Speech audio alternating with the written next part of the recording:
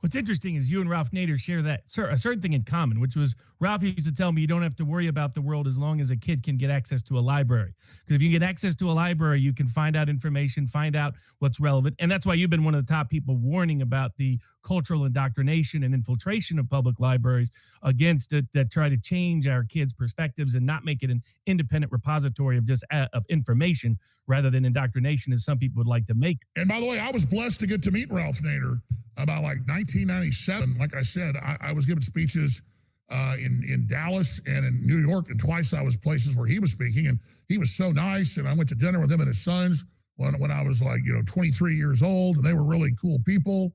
I guess like Lebanese Americans, and so yeah, I got to meet all these amazing people who I would see as a real liberal, Ralph Nader, but very respectable, good guy. Then I got to meet like General Benton K. Parton, former head of Air Force Weapons Development that led the anti-communist crusade. And then I got to meet like Ted Gunderson, the former top FBI agent that exposed all the child kidnapping rings. Because, I mean, there was not a lot of people doing this at that point. And so you immediately were like, oh, here, come on the curtain. You know about this?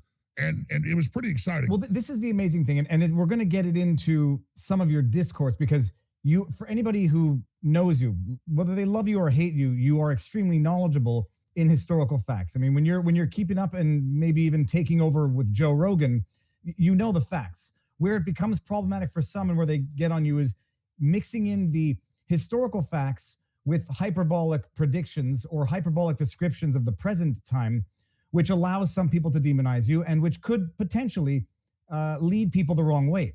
So first question first, before we...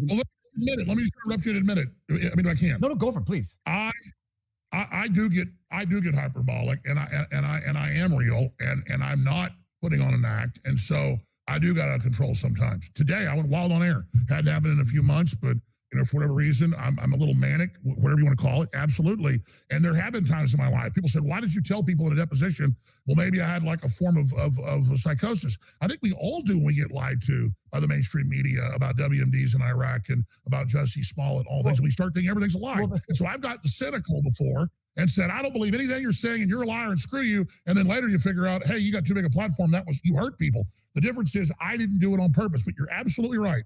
I have tried. In fact, many times last year, I've just stopped the show and left. I'm about to blow up and go crazy. And I just get off the air because I get too emotional and too upset.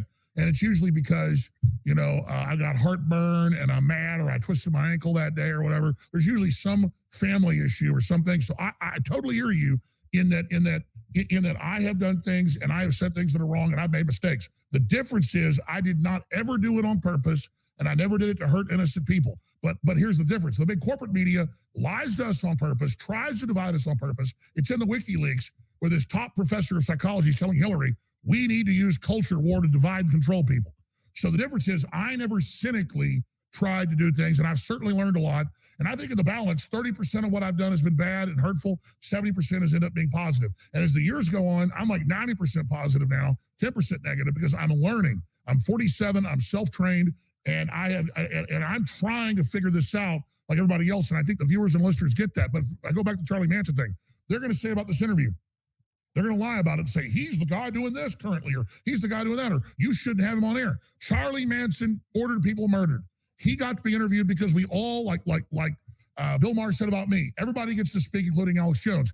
And who you ought to fear and who you ought to worry about is anybody saying we don't have a right to hear this man or this woman. Whoever's telling you that is the same people that say the DNC needs to read everybody's text messages in live time to make sure they don't question Fauci or they don't question an election. Alex, only to push back on one point. I suspect if Charlie Manson were still alive and had started a YouTube channel, they might successfully take down his channel. YouTube said, in response to your interview on Joe Rogan, they don't ban individuals, but they do shut down channels. But the point is well taken. Is that touche. Yeah, exactly. You probably wouldn't give Charlie Manson a channel for president, but he's allowed to be interviewed, which I think is the argument they've got letting me on. The point is, I'm not Charlie Manson. No, and that's the point I want to get back to. In your deposition, this is as far as we're going to get into it. The clip that went viral, you said, maybe I suffered from a form of psychosis, whatever. You're not a doctor. You don't diagnose yourself.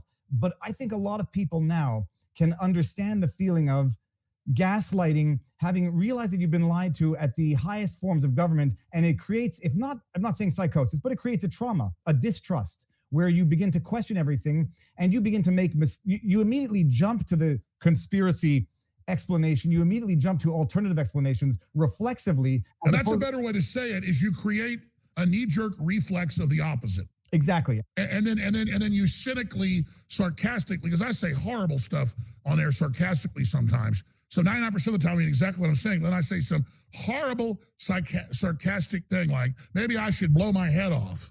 And then, you know, somebody goes and files an emergency injunction saying, put me in a rubber room. Obviously, it's hyperbole. Exactly. So that's what I'm getting at is I said maybe some type of a form of psychosis, because literally back in the past, I go back 10 years ago, I would get on air, and I wouldn't call it laziness because I have news articles, I give opinions, and I have guests on, whatever. But I would sit there and go, oh, let me hypothetically say this or that, and not understanding how big I already was. Now they go back in time and they would take out of context where I would sit there and do, I can see this, I can see that. Now, because of editing, here's an example, and I'll show about it.